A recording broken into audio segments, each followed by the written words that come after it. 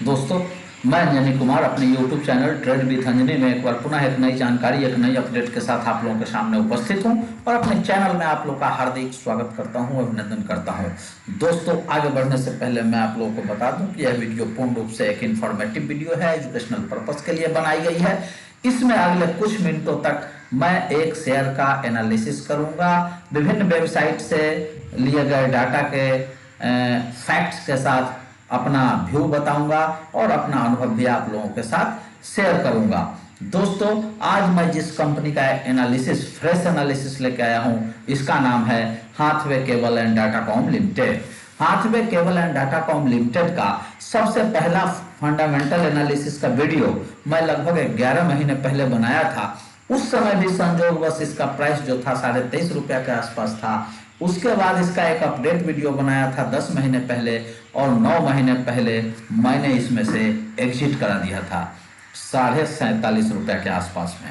दोस्तों, जो भी इससे जुड़ा हुआ वीडियो है, इस कंपनी से जुड़ा हुआ वीडियो का लिंक मैं डिस्क्रिप्शन बॉक्स में डाल दूंगा ताकि आप उसको देखिएगा जरूर। अगर आप हाथवे केबल में निवेश करना चाहते हैं या इस कंपनी के बारे में जानना चाहते हैं कि निवेश करूं या ना करूं, या आप निवेशित हैं, तो इसके सारे वीडियो जरूर देखिएगा। उससे आपको कई चीजें पता चलेगी। सबसे पहला बात पता चलेगी कि मेरा एनालिसिस कैसा है।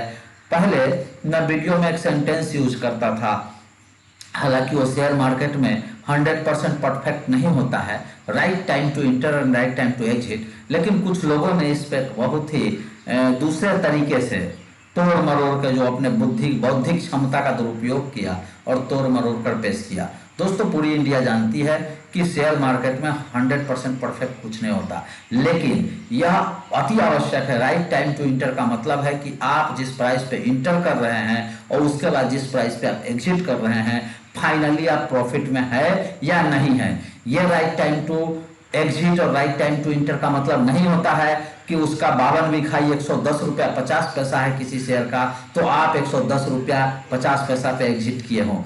This is not possible, this is impossible. तो इसलिए आप जो है वीडियो को जरूर देखिएगा और अब मैं आपको इसका कंपनी का फिर से ब्रीफ करता हूं और आज के फंडामेंटल वैल्यू पे इसका एनालिसिस करते हैं कि इस पे निवेश करना चाहिए कि नहीं। देखिए, अभी मैं कंपनी के वेबसाइट पे हूं, साफ साफ आपको दिख रहा होगा। कंपनी का जो रिपोर्टेबल बिजनेस है, सेगमेंट है, वो 2 सेगमेंट में काम करती है। पहला, कंपनी इंटरनेट सर्विस प्रोवाइडर है, ब्रॉडबैंड सर्विस प्रोवाइड करती है, और दूसरा केबल टीवी नेटवर्क प्रोवाइड करती है। One of India's largest TV provider, cable TV provider है। और इंटरनेट सर्विस में यह भारत के, देखिए, अक्रॉस 16 सिटी, पान इंडिया नेटवर्क में 16 सिटी में अभी इसकी सर्विस चल रही है। बाकी जगह इसके इंफ्रास्ट्रक्चर डेवलप हो रहे हैं और कंपनी वैल्यू फ्यूचर जो टेक्नोलॉजी है उससे रिलेटेड फील्ड में काम करती है। अभी जो पिछले 1-1.5 साल से पेंडेमिक है और लॉकडाउन चल रहा है, कंपनी का बिजनेस बढ़ने का पूरा संभावना है और कंपनी जो है चूंकि इंटरनेट क्षेत्र में है तो इससे इसका स्कोप बहुत बढ़ जाता है। कंपनी के पास कैश बहुत पड़ा हुआ है, कंपनी कैश रिच है। आगे आपको फंडामेंटल एनालिसिस जो हम करेंगे, फाइनेंशियल एनालिसिस करेंगे, पैरामीटर्स देखेंगे, उसमें आपको बताएंगे। दोस्तों, मैं आपको बताऊं कि लगभग 1 साल पहले, 2 साल पहले कंपनी का 51.3% शेयर रिलायंस इंडस्ट्रीज ने 2940 रुपया में खरीदा था। कितना? 2940 करोड़ रुपया में उसने खरीदा था।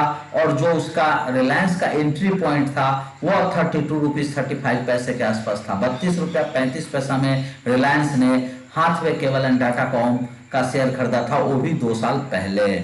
अब देखिए कि कंपनी अभी क्या चेंजेज हुई है कि कंपनी पहले डिलिस्ट होने वाली थी।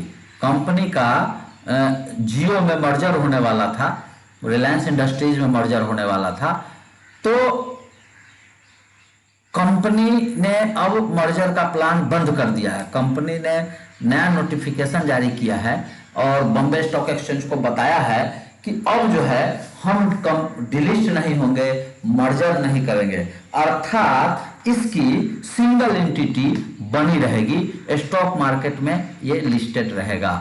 ये बहुत ही इंपॉर्टेंट पॉइंट है और इसलिए अभी देखते हैं आज के डेट में कंपनी 23.35 रुपया पे क्लोज हुआ है और कंपनी में बहुत ही अच्छा वॉल्यूम हुआ है, 5.5 लाख शेयर के आसपास का। और जब आप इसका डिलीवरेबल क्वांटिटी देखेंगे तो 52% के आसपास है, 52%, जो ठीक ठाक कहा जा सकता है। अब मैं सीधे चलता हूं, आपको इसका फिनेंशियल्स पे ले चलता हूं। देखिए कंपनी 4000 करोड़ के मार्केट कैप पे बैठी है, 4133 करोड़ के मार्केट कैप पे बैठी है और कंपनी का जो फेस वैल्यू है वो 2 रुपया है और कंपनी का बुक वैल्यू 25 रुपीज के आसपास है। देखिए कंपनी 23 रुपया पे ट्रेड कर रही है, कंपनी का बुक वैल्यू 25 रुपया के आसपास है, अर्थात कंपनी बुक वैल्यू के आसपास ही ट्रेड कर रही है। सबसे इंपॉर्टेंट बात, कंपनी के पास 3000 करोड़ के आसपास का कैश पड़ा हुआ है। तो कंपनी जिस फील्ड में काम करती है, इंटरनेट सर्विस प्रोवाइडिंग में, उसमें इंफ्रा में बहुत इन्वेस्टमेंट होता है। जैसे आपका ओएफसी नेटवर्क बनाना है तो ओएफसी पूरा जमीन का खुदाई करके ओएफसी को डाल के उसका ओएफसी इक्विपमेंट लगता है, बहुत सारा चीज उसमें इन्वेस्टमेंट होता है और वो इन्वेस्टमेंट वन टाइम इन्वेस्टमेंट होता है। तो कंपनी के पास कैश है जो ये अपने अलग इंडिया के अलग अलग शहरों में अभी ये अपना एक्सपेंशन कर सकती है और उसके लिए कंपनी बहुत ही कंफर्टेबल जोन में है। कंपनी के पास 970 करोड़ का डेट भी है, तो कंपनी उस हिसाब से लगभग 2000 करोड़ के कैश पे बैठी है और कंपनी का 4000 करोड़ मार्केट कैप है। तो जो कंपनी का मात्र 51% स्टेक लेने के लिए मुकेश अंबानी जी ने 3000 करोड़ के आसपास खर्चा किया, वो पूरी कंपनी आज के डेट में आपको 2000 करोड़ में मिल रही है। तो कंपनी का जो अभी जो करेंट शेयर प्राइस है उसके हिसाब से कंपनी का राइट टाइम टू इंटर इस शेयर में बनता है और इस प्राइस पे कंपनी बहुत ही अट्रैक्टिव वैल्यूएशन पे, जो मेरा मानना है, ट्रेड कर रही है।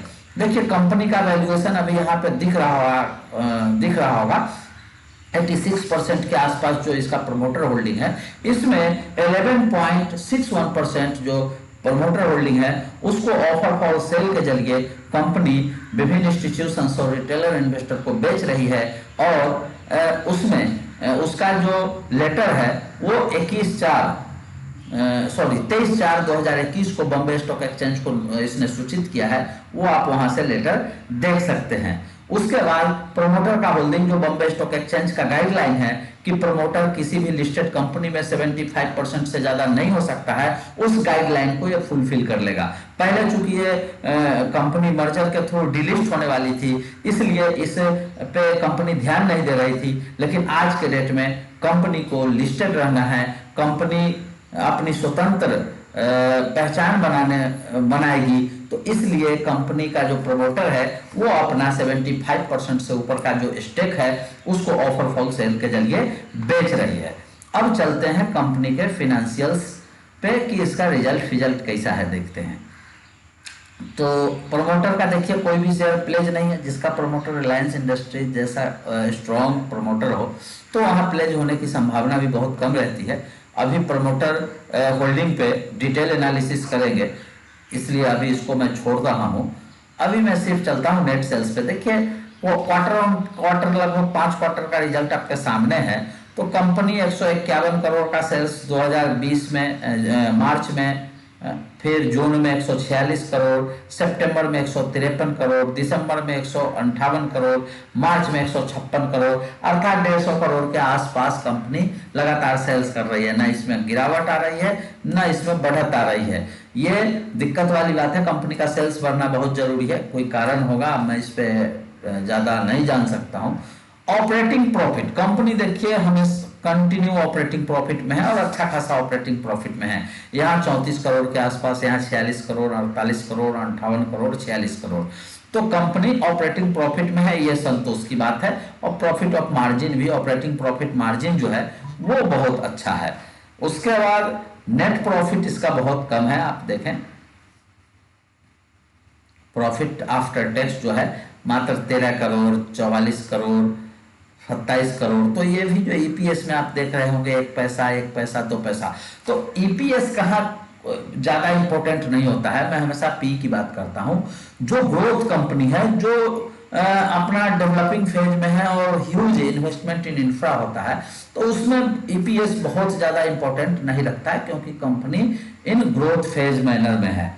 तो यहाँ पे ये संतोषजनक नहीं है। अगर ईयर ऑन ईयर सेल भी देखेंगे, आप इसका तुलना करेंगे, तो देखिए मार्च 2000 फिनेंशियल ईयर 2016 में जहां 1100 करोड़ का सेल्स था, फिनेंशियल ईयर 2017 में जहां 1300 करोड़ का सेल्स था, उसके बाद से सेल्स लगभग आधा हो गया है।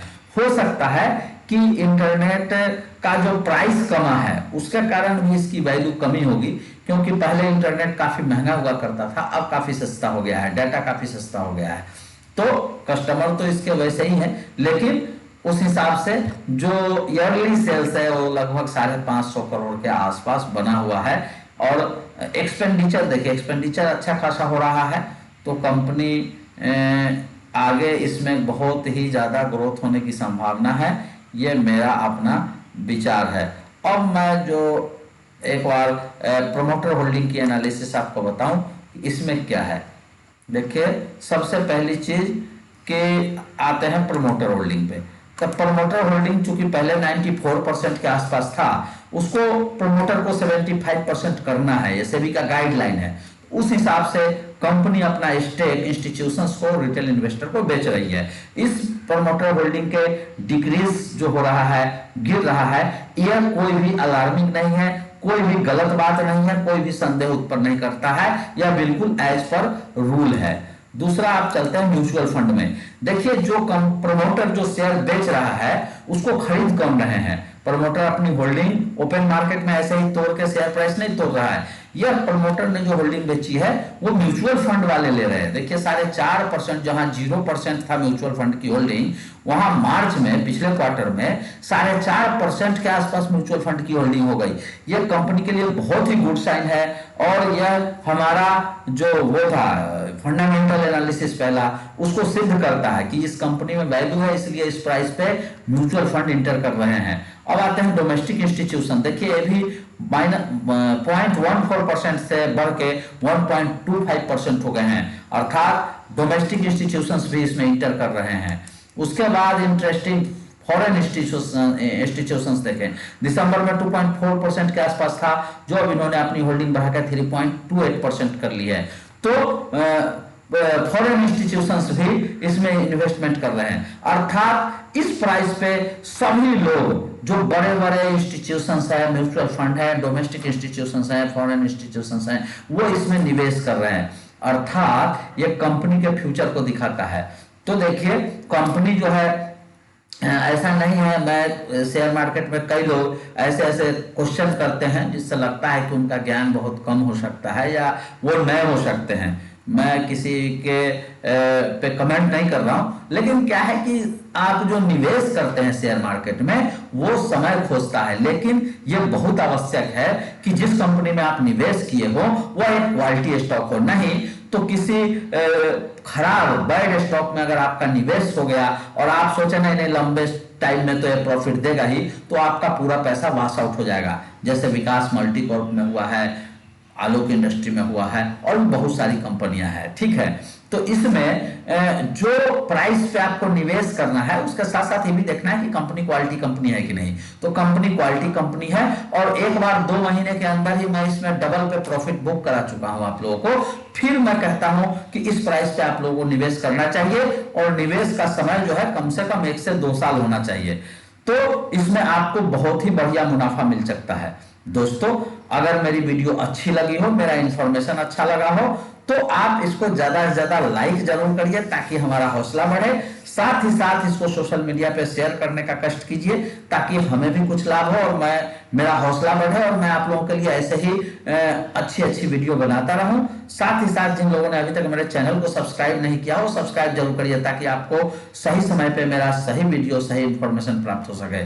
साथ ही दोस्तों, जिन लोगों ने अभी तक ब्रोकर अकाउंट नहीं चेंज किया हो या नहीं खोले हैं और अपने ब्रोकर से असंतुष्ट हैं, वो डिस्क्रिप्शन बॉक्स में दिए गए LIC ब्लू के लिंक से अपना अकाउंट खोल सकते हैं और आप मेरे साथ जुड़ सकते हैं। इसी के साथ मैं अंजनी कुमार आप लोगों से विदा लेता हूं, फिर अगले वीडियो में मिलता हूं। तब तक के लिए नमस्कार, आपका दिन शुभ हो।